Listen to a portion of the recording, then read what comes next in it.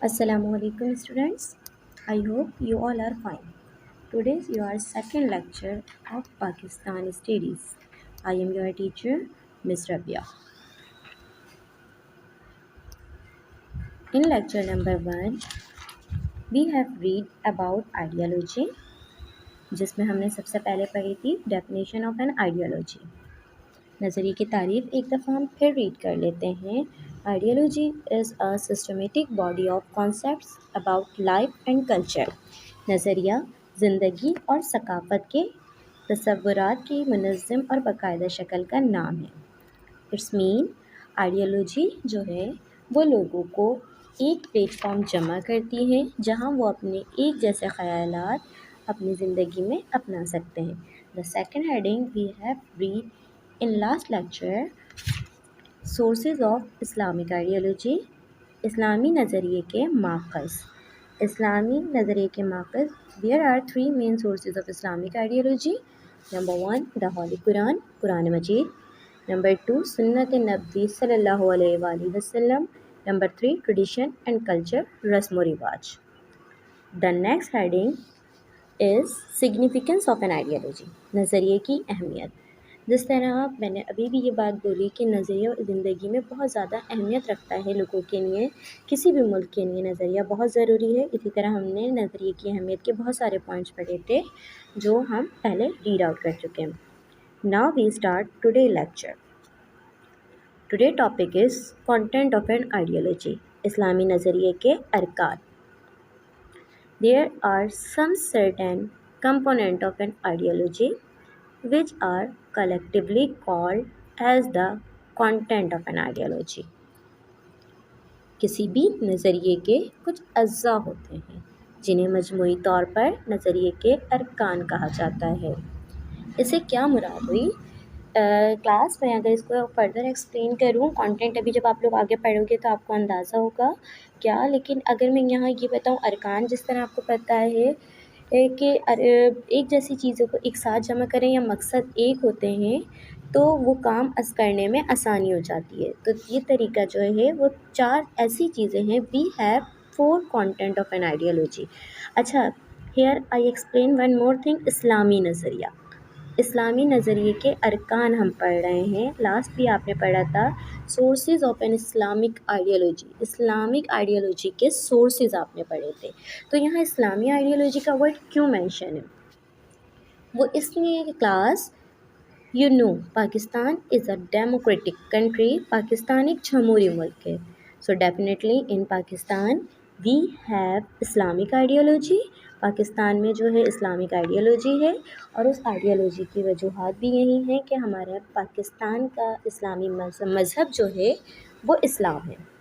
So we read there are 4 content of an Islamic ideology. Number 1 common religion, मुश्तरका मज़हब। Number 2 common culture, मुश्तरका सकाफ़त। Number 3 common cause, मुश्तरका मकसद। Sincere dedication, पुरखुलूस वाबस्तगी। Okay student, now we read first topic, common religion. Religion मज़हब को कहते हैं, मुश्तरका मज़हब से मुराद एक ही मज़हब के मानने वाले।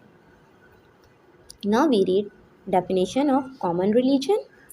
Common religion is a basic content of an ideology because it helps in the construction of ideology. मुश्तरका मज़हब नज़रिए का बुनियादी रुकन है क्योंकि मुश्तरका मज़हब ही नज़रिया तश्कील करता है। Yes students, I add something here. Religion is a binding force for the nation in the world. मज़हब जो है कौमों को मिलाने वाली सबसे ज़्यादा अहम क़ुव्वत है, न सिर्फ पाकिस्तान में बल्कि पूरी दुनिया में। इसकी वजह आप खुद भी अंदाज़ा करेंगे, हर इंसान के लिए सबसे ज़्यादा इम्पॉर्टेंट उसका मज़हब होता है, वो अपने मज़हब की पैरवी करना चाहता है। तो जब लोगों का मज़हब एक जैसा होता है तो वो एक नज़रिए यानी एक आइडियोलॉजी पर जमा होने लगते हैं। पाकिस्तान में क्योंकि इस्लाम है, इस्लाम हमारा मज़हब है, तो इसलिए इस्लामिक आइडियोलॉजी है और इस्लाम के मानने वाले मुसलमान पाकिस्तान के बाशिंदे हैं। The second content of an Islamic ideology is common culture, मुश्तरका सकाफ़त। मुश्तरका सकाफ़त आपने जब sources of an Islamic ideology पढ़े थे तो उसमें भी आपने पढ़ा था, हमारा थर्ड सोर्स क्या था, कॉमन कल्चर था। सेम हियर, मुश्तरका सकाफ़त।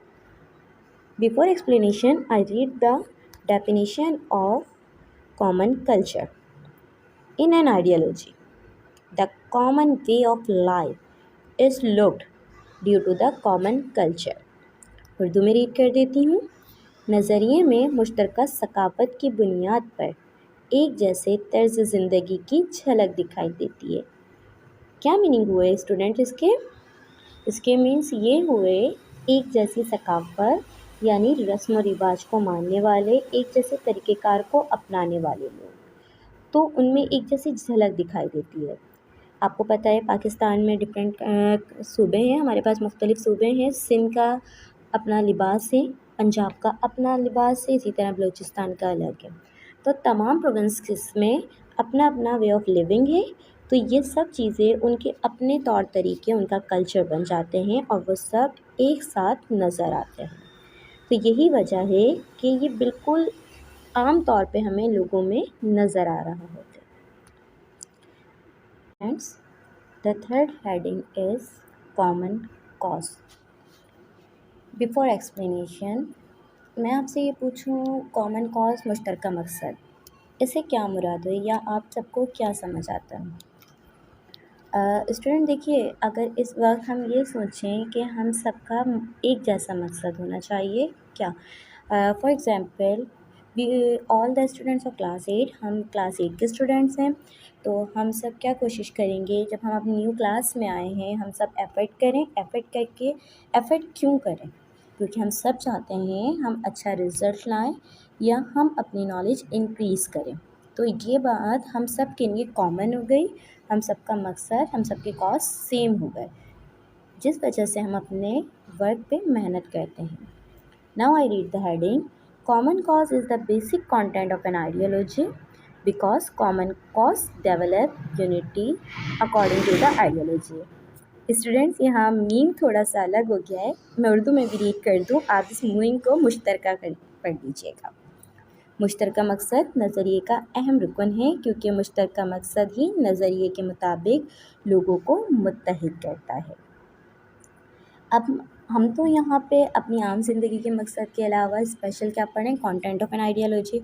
तो ये आइडियोलॉजी में किस तरह हमारा कंटेंट में शामिल हो गया, वो आप ये कह सकते हैं। अगर मैं बात करूँ, a common cause unite the people, जो भी मकसद होता है लोगों को एक जगह जमा करता है। Definitely the achievement of Pakistan was a common cause under the influence of an ideology.